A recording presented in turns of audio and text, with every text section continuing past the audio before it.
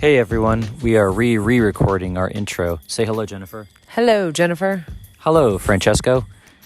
We are a couple and we are sailing and traveling and adventuring, and we wanted to podcast and create a website and a tracker so our friends and family could follow us.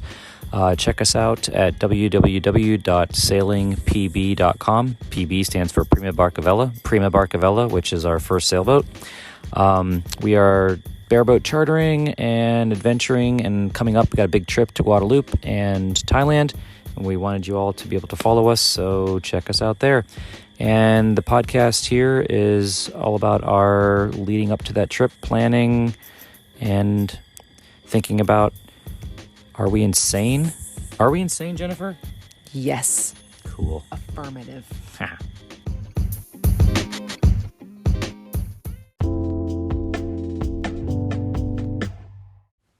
Let's try that again. Hey, guys. Hi, everyone. This is Francesco. And Jennifer. How are you? I'm well. How are you this morning? I'm well this morning. It is morning, early morning, Sunday morning. And it got super cold here, so that makes me even more excited about this trip. Yeah, we're laying in bed, and we're talking about our planning for our SEAbbatical. Let's see real quick. What is the timing until departure? Countdown? I have a countdown clock on my phone. So let's see what it says this morning. It takes a second to load.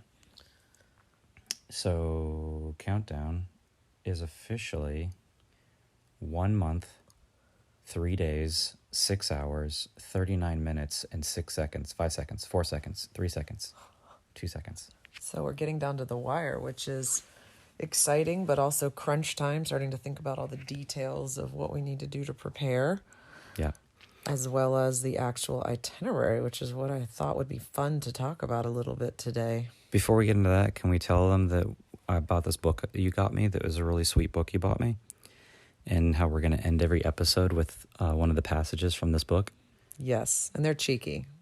So the book is called 3 Sheets to the Wind, The Nautical Origins of Everyday Expressions by Cynthia Barrett. Cynthia Barrett. So just as a teaser, at the end of every episode, I'm going to pull up and just flip to an open page, and I'm going to read you something interesting. Like, for example, bootlegger. Originally, bootleggers were sailors who smuggled ashore bottles of liquor hidden in their large sea boots. The term gained popularity in the 1920s during Prohibition, when people smuggling alcohol were called bootleggers. Period. Wow. So I thought I would end every episode with something fun like that. It's fun to find the origins or learn the origins of some of these things. You wonder where they come from. That one kind of makes sense. But. Yeah. So for today's episode, we were going to talk more about our trip. So you were going to interview me? Is this what you had in mind? Not necessarily interview you, but you're more of the details guy, thinking about where we're actually going to be, a general plan, obviously, based on what we can do with Mother Nature's permission. Yeah. So I thought it would be nice for you to sort of tell everybody a little bit about what your thoughts are on where we're going in Guadeloupe, how this is going to work. Okay. And just for a recap, we are going to be doing 10 weeks or 2.5 months at the end of 2022. So we're taking 2 weeks off at the end of December, which kind of coincides with our shutdown at where I work. And then we're going to take 2 full months off, unpaid leave, which is January and February. And we are planning to go to Guadeloupe for 4 weeks and then Thailand for 6 weeks. And so we will be heading out around mid-December. We're heading down to Guadeloupe from Greenville. We fly from Greenville to Miami to Puerto Pitre. And then our boys are coming, my boys, Angelo and Rocco, and be joining us for 2 weeks. And then we will sail all around Guadeloupe. And so we're going to fly into the main airport there in Guadeloupe at Pointe Pitre, I think is how you say it. And we have reserved a boat, chartering a boat, bareboat chartering a boat. Where that means is that I've got all the certification to be able to skipper the boat without having to pay for a captain and crew. I can take family. So that's where Jennifer falls in line. She's a first mate. We met, through sailing, through online dating apps. And I saw her sailing on a sailing crew and a team down in Charleston. So she is crew. I will be officially the skipper or captain, and then the boys will be crew as well. And we'll sail out of that marina. We're hoping to go to Maria Galante. St. Louis is a sort of an area on the northwest side of Maria Galante. It's a larger island south of Guadeloupe. It should take about, I think, 3 or 4 hours to sail there. We hope to stay there for 3 days. We want to rent scooters and kind of explore the island. There's lots to see there, I guess. And then from there, we will sail pretty much straight west towards the Saints. And the Saints are a grouping of, I think, 3 islands. Again, this is south of Guadeloupe. It looks gorgeous. I cannot wait to share photos with everybody about this. And we will have a tracking app that you can track us all along the way. We're going to put photos out there of every place we go, and we'll write little blog posts with photos of the place we're going to be. But that is the Saints. Again, we hope to either rent scooters or just explore, stay there for 3 days approximately. And because we want to add buffer time on either side of this, because we don't know what the weather's going to be like, we don't want to sail in dangerous conditions, we think that that's probably the maximum locations that we'll want to go with the boys, because then we have to get them back to Porto Pitre. So we're basically doing like a triangle. We're going to sail from Porto Pitre southeast a little bit, and then we're going to go west, and then we're going to go northeast again back to Porto Pitre. But it's more like straight north, the Saints to Porto Pitre. And then the boys will jump on an airplane, fly home, and then we will continue on for 2 more weeks. And from there, I hope to go the south coast of Guadeloupe, kind of towards St. Anna, and then St. Francois. These are 2 like coastal towns that are on the southern coast of Guadeloupe.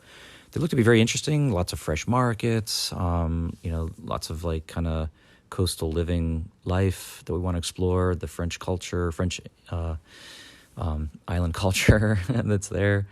And then from there, it depends how the weather is. There is an island that's kind of southeast. I can't remember the name of it. Ile du Hut, I think it is. Not sure if we're going to make it there. If we don't go there, we're going to go straight west pretty much along the coast again. And then if you look at Guadeloupe on the map, it kind of looks like a butterfly. And so we will have been on the right wing of the butterfly, or the east wing. Now we're going to head straight west to the west wing, and we're going to go around the southern peninsula. There's the 3 Rivers, I think, is the area they call it down there. There's a marina there that I'm hoping to get into. I'm going to try to reserve a berth there for a couple days just to get into a marina, get some showers, get some reprovisioning. From there, we'll be going up the west coast of that left wing of the butterfly. We're hoping to go to the Jacques Cousteau Nature Preserve. We've seen and heard lots of wonderful things about that. And then there's another kind of marina, or not a marina, a cove called Deshaines. I hope I'm saying that right. It's Deshaines. That's a very popular stopping point or check-in point for people cruising the Caribbean. But it just looks gorgeous. The photos are amazing, and I'm really looking forward to kind of tucking into that cove. And by then, we'll probably have consumed all of our time, and then we're going to have to sail back down and around and back into Porto Pitre and prepare to depart. But all this, of course, comes with buffer on either side. Time I've allotted like days on either side of all this stuff to sail with nice weather windows, and you never know what's going to happen in the Caribbean, as we've experienced in Antigua with rainstorms and almost hurricanes popping up right next to where we were in Antigua.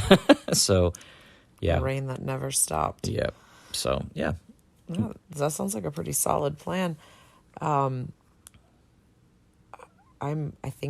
I love that you have these details wired, because all I've been thinking about is the gastronomy of it all. I'm like, where are the pastries? Where are the rum distilleries? Where are the coffee farms? Oh, yeah. So as long as you can get me near land so that I can hitchhike, jump on a chicken bus, get on the back of a bicycle, whatever, I would like to get to those spots. Yeah. We have been researching and watching some different videos about Guadeloupe, and there's these beautiful waterfalls, and there's a volcano you can get up to.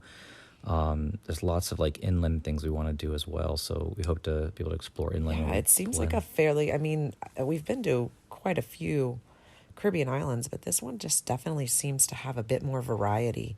Maybe I'm just romanticizing that. I don't know, but it's from what I'm reading, it seems to have quite a bit of opportunity for adventure. So, Yeah, I think they've said that this is the most populated Caribbean island, but it seems it's a very large island, and it also has like a rugged, you know, very remote areas. active But then volcanoes. it also has, you know, population densities like the main cities and stuff like that. So it looks very interesting. And then the outer islands that we're going to be exploring, you know, by sailboat. So I'm yeah, also curious to see what sort of damage they took and how well they've healed from yeah, they got hit pretty hard. Fiona. Yeah, Yeah, some of the videos were pretty tragic. What we saw online, they got hit pretty hard. they did. They had a whole like a main bridge that it connects the two Sides of butterfly it, yeah. wings. I think got like wiped out completely. So Yes. I'm hoping that they've got that all put back together. It will have been 3 months by the time we get there. Yeah, So it'd be interesting to see what happened there. Maybe we can find a way to help in some way. absolutely. It'd be nice to kind of give back, and thanks to exploring their island. So yeah, that's kind of the Guadeloupe trip. Of course, I have my spreadsheets, and I have a detailed kind of like day by day spreadsheet that we've been building that kind of shows where we'll be at different days, kind of laid in a little bit of the budget in there as far as like how much we think it'll cost. We have a bit of experience traveling. We've traveled throughout our lives. We have a bit of experience with sailing and cruising, not very much experience. So, you know, we've tried to put on this spreadsheet what it might cost for provisioning, which means getting food, water, drink, alcohol, whatever. And then also allowing a little bit for eating out because we do want to experience some of the gastronomy, some of the Oh my gosh. experience. You did A French lot of food it. with a Caribbean flair. Take my money now. Exactly. So we've put that in the budget. And as I think we may have said, did we say at the beginning of the podcast, we want to share the budget with them? No, I think we've talked about it before, but yeah, we're Yeah. working on getting the budget in a way that we can explain it and share it. And I'm going to be blogging about it. That way we can kind of have a what we spent before, and then I'll keep a detailed record while we're traveling of what we spend, and then we'll do the math at the end and see how far off we were on our planning. Hopefully we'll be on the positive side of things and have not spent as much. Yeah, I think this is really important to share with people. My good friend I used to work with at Robert Bosch Corporation, Josh, I was texting with him about it, and he's like, "Oh my gosh, dude, I can't believe you're doing this. It must be nice to have a side hustle where you make enough money you can do this." And I was like, "Dude, we've just been saving, and we are going low budget. Like, you'll be very surprised how low budget this was. I mean, low budget relative, of course." The chartering of the sailboat is a bit expensive. That's like the most expensive part of it. But everything else, you know, we've been able to do frequent flyer miles for flights. We found discounts here and there for different things. So I think we're really excited about sharing the budget with people because I think people don't realize they can do this. When you like kind of like go and look at what it would cost to go on a real cruise boat or like a all-inclusive vacation, you know, we're really not spending more than that. And it's a long time frame. I think the biggest hit for us is the unpaid leave, and we've had to save and budget for that because we're not going to be getting paid for 2 months. So that's kind of a big chunk of change. If you factor that plus the cost of the trip, yes, it's a very expensive trip, but we've been talking about this for like a year and a half and saving, and you know, we hope we're doing the right thing. But I think that's what's going to be pretty interesting for people when they do see like how much we're spending to do this. It's not outrageous, not more than an all-inclusive vacation, which when you do all-inclusive vacations, you start to realize like if you did it not all-inclusive, you'd spend all that money anyway on a vacation. Oh, I've done family trips in the past that are more than for a week and are more than what we're spending, what I'm envisioning that we're going to spend for this 2.5 months. So, and like you said, the boat is the biggest expense. And fortunately, the US dollar goes far in Thailand. So we have we have a friend we're staying with. yeah, too, we have so a place. Yeah. And then when we do stay places, it's, you know, $20 a night at the most from what I can see. Right. So, And paying for a meal is like $1. per person. Yeah. Yeah, it's really very manageable. So, and the other thing is too, I think we may have touched on it before, but you and I are both very comfortable being fairly uncomfortable. Like we don't need fancy. Feral? Yeah, we're feral. I love that word, but yeah, we don't need a lot. We need a safe bed without, bugs. Other than that, and a few bugs aren't going to kill anybody, but I like a good bed bug a once in a good bed while. bug, yeah, They're nutritious. I guess. Protein. We For are protein. whom?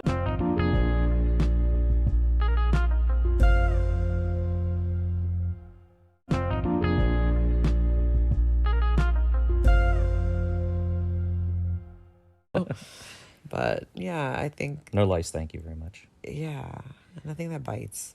Yeah. But I think that when you factor that into it, you can go do a lot more. It's interesting. I've had so many people be like, "How are you doing this? How are you so rich?" I'm like, "I'm not rich. I'm barely middle class, if that." But it just, again, you save for it. You make decisions on what you want to spend your life or spend your hard-earned money on, and Yeah, you make sacrifices and you make priorities, and yeah, that's how you do something like this. you I know, mean, different people have different priorities. exactly. And to each his own. Yeah, This is just what absolutely. winds our watch. I like that. Watch is plural. I like that And term. we don't share a watch. What other questions did you have for me in this interview that you're not interviewing me for? My goodness. Well, it was mainly the itinerary. I didn't expect you to blast through it that fast. And you even went off track a little bit. Still managed to get through it fast. What, me, scatterbrain? No, I don't No. scatterbrain ever. Not Is there any details of the trip that I didn't cover? I'm trying to think. I don't think so. You hit most of the ports or the spots you would like to stop. Are you envisioning that most of this becomes mooring balls? Is that what you're finding? Is that we're going to be Yeah. on mooring balls for Well, most of these stops? That's good information to share, and I've been really researching that a lot. Apparently, in a lot of these places that we plan to go, it is now illegal, I guess you could say, to anchor. Like, you have to take a mooring ball. And what I'm finding is that there's mooring balls that are close to shore, which is where it would be less rolly, less windy. And if you can't get one of those mooring balls, you have to go outside that area to the further out mooring balls. And then if you can't get those, you can anchor, but you're in such deep water and you're basically in rolly, like, current, swell, which is going to be really bad. So I'm a little nervous about that, and I've been trying to figure out how to reserve balls. I guess like at the Saints you can reserve balls, but it's like tough to like reserve a ball because you don't know when you're actually going to be there. So do you reserve a ball? What if you don't show up on time? Or what if you come in early, or a day early, or a day late? Like, what happens to the one you reserved? So that little like unknown right there is making me a bit uncomfortable. So we're gonna have to see how that plays out. And that's why I tried to reserve like a marina spot also, kind of midway through the trip. We're just going to have to plan on being there maybe early, and based on weather and everything else, let's try to get there early. We can always anchor out or mooring ball and then take the slip, the marina slip, once we, the time comes that we've reserved it for. Mm-hmm. So yeah, but most of the places are mooring balls. They're trying to really preserve their reefs and what they've got offshore there. What have you read on the different sites where you get pointers? What do you use normally? So one of the best sites that everybody always talks about is called Noone. I think it's NOONE.com, and it's for like sailboat cruisers. You get like tons of information on there, and that's the one I was recently kind of looking at. But then I was just going to there's the Guadeloupe National Park system, which is in French, but you can actually translate that if you're on the right computer. There's like in the web address bar, you can click on translate and it'll translate the whole page for you, or some of them have translations, obviously. But I've been going to just different Facebook pages. There's Guadeloupe Facebook pages. There's sailing, cruising net forums. So are you getting a sense of the actual reality? Are people saying they're not getting mooring balls on No, I've never the regular? I've never seen that. I've just seen that some people have said they've had to take mooring balls further away from shore than they would like, which, might be uncomfortable to sleep there, and hopefully if we're there for 3 days, we just hang out and wait for somebody to leave that's closer to shore. We may have to take a mooring ball for one night that's further out, and then we wait because we're going to be there for 3 days and people are coming and going all the time. So if they come off a mooring ball, we zoom in and take their mooring ball after they've I left. somehow just got a vision of a mall parking lot. I know, just it is. doing laps waiting for that spot to open up and Totally. honking at the person trying to get your spot. Totally. Oh, I hope not. Yeah. Well, that's the thing, is we're going to be there around Christmas time, and that does make me nervous that that's probably the busiest time of the year to be cruising that area. So that bit of it makes me a bit nervous for sure. We'll see how it goes. And check back in. I hope you're reporting all the ups and downs of the whole thing. Could be a total disaster. Oh my gosh, let's hope not. No, I think it'll be fine. So the other really great source is Navionics. There's an app out there that a lot of sailboat cruisers use for navigation. That I cannot say enough good things. I love this app. Like you download maps. You can even access the maps when you're offline. You can like zoom into different anchorages, different marinas. You can get like information. People post in there. They give it like ratings. They tell you everything about the moorings or the marinas, what like facilities they have. Cannot say enough good things about Navionics. I love that app. And I use it even on Lake Hartwell where we live, which is kind of fun. But you can do routing so easily. Like you hold down like a spot on the map where you want to go, and it'll automatically route you through the deepest water or the best path. Yeah, it's a great app. But there's so much information there. I can't even like do it justice to explain it to everybody. But that's a great resource for all this stuff. What have you stumbled upon as far as the technicality of the sailing there? Is it like Belize at all with the reefs? So no, not like Belize with the reef system, but the technicality of the sailing makes me a little bit nervous with the Christmas winds. So I'm, concerned about how strong the winds could be. I've done some research in that, and it doesn't look like on average it's too bad. I mean, it's basically good wind sailing that you'd want. Now, I don't know. I don't have the experience, obviously, of sailing at Christmas time in the Caribbean, and I would love to hear from people to give us advice on this.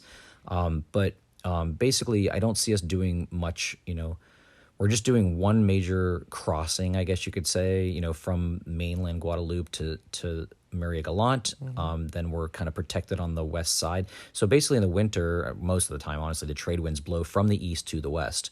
So if we're on the west side of Maria Gallant, we should be pretty safe. Then we're sailing straight west from Maria Gallant to the Saints. So it's a downwind sail, which is great. Downwind sailing, you can be in some pretty rough stuff and still have a very comfortable cruise. So really crossing from Guadeloupe to Maria Gallant and then from the Saints back to Maria Gallant or to Guadeloupe is my concern. What's that going to be like? We may have to pound a little bit, but it should be a beam reach, which means the winds should be coming from the east, heading to the west. So we should be on a beam reach going south and a beam reach going north, which is not terrible. That's not a bad point of sail. Obviously, downwind is the best, sail where it's kind of over your right shoulder or over your left shoulder. Yeah, so I don't even know if we have attack. We might be pointed into the wind a little bit, but we should be going on a beam reach, which means the wind is coming straight over from our right side or our left side of the boat, either our port side or our starboard side of the boat. So it shouldn't be bad. Yeah. I hope. Fingers crossed. But obviously we're going to pick weather windows where the weather's not horrible. We're not going to go out there if we've got 30-knot winds. We're just not those kind of sailors. We're going to try to stick to like 20 knots or less, basically. So we'll pick that window, and that's when we'll do our crossing. No Lieutenant Dan sailing? No Lieutenant Dan sailing. Oh. Yeah, you're very disappointed by that. But we experienced a little bit of that in Antigua. We had a 46-foot Dufour, and we had to head east into the wind, and it was pounding. And that was nerve-wracking. Everybody was very uncomfortable. Nobody liked that. And then once we turned, it was like, oh my gosh, like it just all went away. Yeah. It was so crazy when we turned out of that. And we're like, wow. Well, the most frustrating with those sails were so difficult. That's, tough, yeah. the trouble with chartering is you don't know the boat, especially if you're only doing it for a week to 10 days like we were doing on that trip. You don't have really time to get to know your vessel, and that one in particular had some sticky sails. Everything was stiff. The lines were stiff. The sails were stiff. We couldn't. It was for four of us trying to manage those sails. It was actually difficult, which shouldn't be that way. Yes. Yeah. And then did it have buttons? Didn't have no buttons. No buttons. We always joke that we have to have a sailboat with buttons because we're old. So what buttons means it's electric winch that it'll like pull the lines for you and raise the halyard, raise the sails and all that. Oldish. I'm not going to a one piece yet. I'm staying in the bikini. I'm not. You look good. Oh goodness. So that is pretty exciting. It sounds like, as usual, you've done your research, and I don't do any when it comes to this kind of stuff. I'm more interested in the different pastries and rums. What are you excited to see on the different islands? I think the rum distillery you're interested in seeing, the hikes into the forest. We've seen a little bit of the waterfalls, right? Those look really gorgeous. Stunning. There's an area where we can swim. I can't discern. I think it's on the ocean, actually, where the water comes out warm. It doesn't look like it was inland. It actually looked like it was on a shoreline. I would love to check that thermal area out. I love that kind of stuff. Anything nature, I want to hike.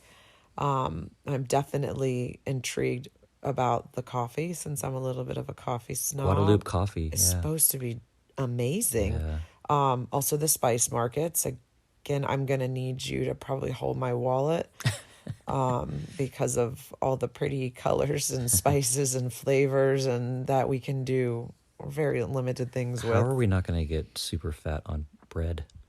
The croissants and baguettes are going to be amazing. Because we're gonna be active. Okay. We're gonna swim and hike, and yeah. I wonder if we can bring my little handheld rubber band spear gun and do any spear fishing and actually catch some fish that we eat. That would be fantastic. Yeah, I know you can't in the parks, obviously. There's a whole protected area we just found sure. out about. You can't fish in that area. Can't fly a drone. We just heard we can't fly a drone in that area, which is kind of crazy. It's from like the Jacques Cousteau area on the west side of the island all the way to the northwest side of the island. There's apparently like a protected zone, and it says you can't fly a drone and without permission. But you definitely can't fish, obviously. But in the areas where you can fish, like I would really like to be able to catch a little bit of fresh fish for us to That'd be eat. fantastic. Yeah. And speaking of drones, that has become something it's been an unexpected travel issue. Like flying into Thailand, you had to do. Oh my gosh, we're gonna have to do a whole episode on Thailand drones. Like you could literally do jail time and like a $10,000 fine. I mean, it was insanity. They have this draconian system like in place where they do not want you flying drones, and you have to go through and get like a representative in the country before you get there to help you with all the documentation. There was like 4 different places I had to document the drone and get permission and then wait. And then once we arrive in Thailand, I actually have to get my stamp, send off the information to this company that was helping me. They send it back within 24 hours, and then we're okay to fly the drone. Without that information or that on hand, if you get stopped or whatever, you could literally face jail time and a lot of fines. And we got lucky finding that information. It Yeah. wasn't, I mean, we didn't go and search that information Our out. friend told us about it. Right. Well, because who would have thought it would be that strict? Yeah. But I feel like every time we go to a new country now, we're going to need to look up the drone laws, because this Exactly. one was intense. Yeah. It wasn't, you should tell them though, it wasn't unaffordable to do this. No, it was less than $100, but just FYI, that's something to know. Like when you go to another country, know the laws if you're bringing a drone. Because literally, if we showed up with the drone, even would've not taken it. they would have taken it or possibly fined us. Like we didn't even we have to have the documentation arriving saying we've registered this thing. Like it was kind of insane what I read online once I just started to dig into it. Yeah, if anybody's run into that, I'd love to hear some drone sagas. I had no idea this was a thing. Yeah. I thought, they've become so affordable and easy. I wonder. That's the problem, is that people are flying them in places that they could potentially run into aircraft, or they could but I think it's also maybe about not capturing all, they want people to travel there. Maybe, I don't know, maybe it has something to do with the preserving of the sites, the heritage sites. I don't know. It's a very strange thing to not be able to fly a drone, but when you fly them, when you do buy a drone, they do they want to register it. You want to know that you can't fly it around airports. That's a very dangerous thing, obviously. And most drones now have a block, like the DJI one that I use, Mavic. You literally cannot take off near an airport. It will block you and shut it down on its own. It's got software, GPS, all connected, basically. You have to get special approval, then it's all connected through the app and everything. If you even want to fly near an airport, and then even then you're limited. It'll only fly 100 feet in the air near airports within a certain distance. That's wild. But yeah, there's all kinds of geofencing now where they block where you can fly. And that makes sense. And it just seems like, I guess in my mind, that would be the reality of it. Why do the paperwork? Why not just put up the geofencing then? Yeah. But who knows? I mean, we're flying into South Korea. I guess we shouldn't fly it there. Probably Kim Jong-un would have something to say if we flew it near his country. Yeah, so from Miami, when we fly from Guadeloupe to Miami, Miami to Greenville, Greenville to Detroit. Well, we spend 24 hours in Greenville, then not even 24 hours. No. Then we fly to Detroit, then we fly to Seoul, South Korea, which is our stopover, and then to Bangkok. So our Seoul, South Korea. We're hoping to hang out there a little bit. Yeah, it's the only time ever I'm actually hoping for a little bit of a delay just to go wander. I'm heartbroken to think we'll be there and not be able to get out and just take a stroll. It just seems like such a cool city. Yeah, I'd love to check out Seoul, South Korea. It'd be really cool. I think it's time for one of your official readings. Okay. Let's not do bootleg this time. I'm just gonna flip to any open page here. Let's see. What should we pick? What sounds interesting to you? You're just supposed to open and Oh, go. just open and go? Yeah. All right. How about happy hour? Oh. Perfect. We're on theme. In 1913, the crew of the USS Arkansas began holding afternoon gatherings that included boxing, smoking, music, and talkies. By the 1920s, much of the U.S. Navy was throwing these morale-boosting parties. That's where happy hour comes from. Huh. And thank you, Three Sheets to the Wind by Cynthia Barrett. That was fun. That is. All right. Signing off. Yes, until next time, guys. Until next time. Thanks, y'all. Check us out on Sailing Prima Barcavella, Sailing Prima B. Where else can you find us? We have Facebook. We have Instagram. We have all the things. All the things. And check out my blog. And please, if you are so inclined, give us any pointers about Guadeloupe and the mooring balls or anything we talked about today. Thailand. Yeah, Thailand. Everything. Drones, please. Yeah. So her blog is at sailingpb.com. PB stands for Prima Barcavella, sailingpb.com. And then we have Instagram, which is SV_Prima B. And then Facebook is just Google Sailing Prima Barcavella. Yeah. All right. Love y'all. Ciao. Ciao.